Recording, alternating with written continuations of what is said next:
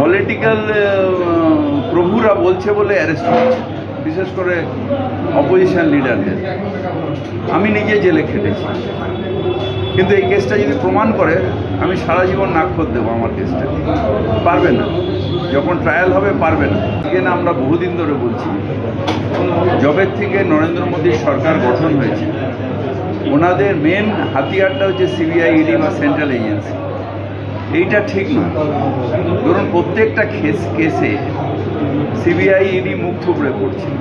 তার কারণ কোনো কেসে প্রমাণ করতে পারবে না, শুধু পলিটিক্যাল প্রভুরা বলছে বলে অ্যারেস্ট করছে, বিশেষ করে অপোজিশন লিডারদের।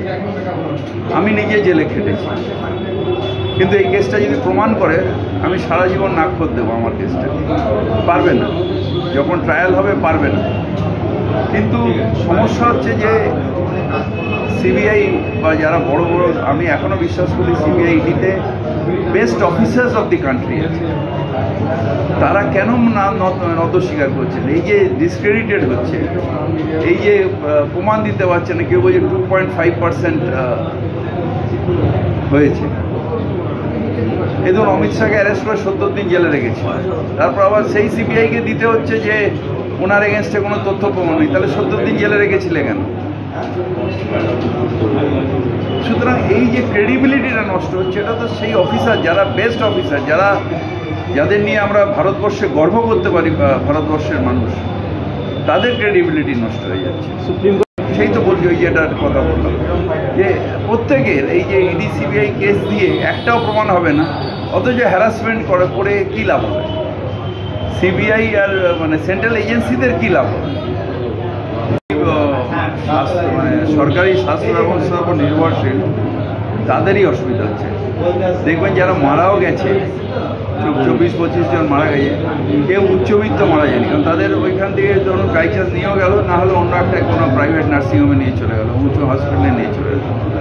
কিন্তু যারা গরিব, যাদের আর কোনো জায়গায় যাবার নেই, আমার হার্টের প্রবলেম হয়েছে, হার্ট অপারেশন হবে কি, আমি ভেঙে পড়ে গেছি, আমার ইয়ে হয়ে গেছে, বা কিডনি ট্রান্সপ্লান্ট, এইসব অসুবিধাগুলো ওখানে যারা ভর্তিও আছে পিজিতে, তারাও ছাড়িয়ে নিচ্ছে, কারণ ডাক্তার আসছে না।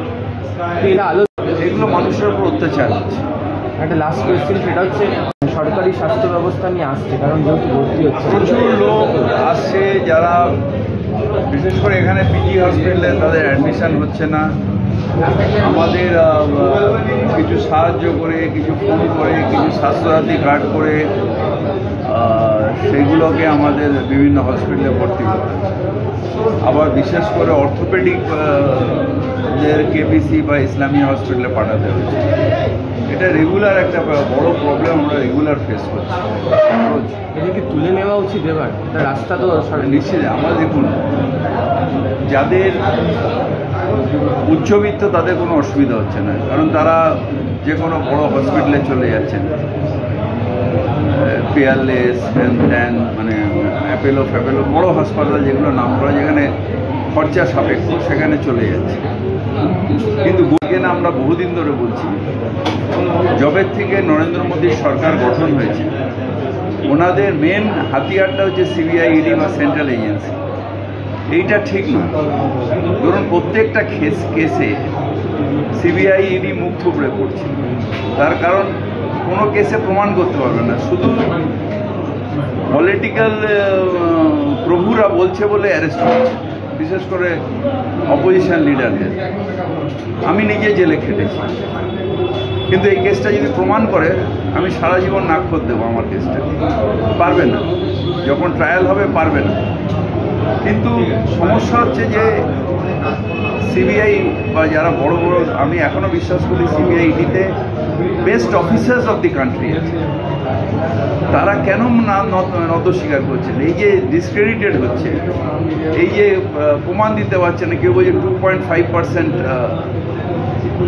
হয়েছে। এই ধরুন অমিত শাহকে অ্যারেস্ট করে 70 দিন জেলে রেখেছে, তারপর আবার সেই সিবিআইকে দিতে হচ্ছে যে ওনার এগেনস্টে কোনো তথ্য প্রমাণ নেই, তাহলে 70 দিন জেলে রেখেছিলে কেন? সুতরাং এই যে ক্রেডিবিলিটিটা নষ্ট হচ্ছে, এটা তো সেই অফিসার যারা বেস্ট অফিসার, যাদের নিয়ে আমরা ভারতবর্ষে গর্ব করতে পারি, ভারতবর্ষের মানুষ, তাদের ক্রেডিট